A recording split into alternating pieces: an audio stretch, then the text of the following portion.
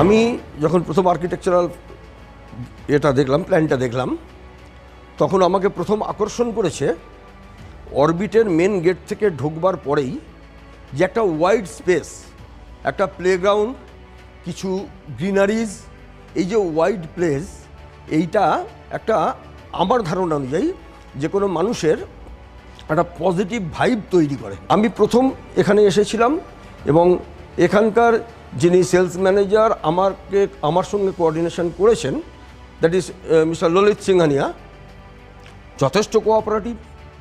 যে কোনো সময়ে আমাকে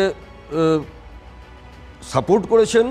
শুধু তাই নয়, আমার সঙ্গে একটা ওয়েল বিহেভ রেখে চলেছেন। এছাড়াও অফিসে ম্যাডাম রেশমি বর্মন, তিনিও যথেষ্ট কোঅপারেশনের সঙ্গে কথাবার্তাগুলো বলেন এবং আমার এই টোটালটাই মনে হয় এদের অরবিটেরই একটা গুণ, মানে বায়ার্সদের একটা আলাদা রেসপেক্ট করা, এই জায়গাটা বোধহয় অরবিট গ্রুপ থেকেই জন্ম নিয়েছে।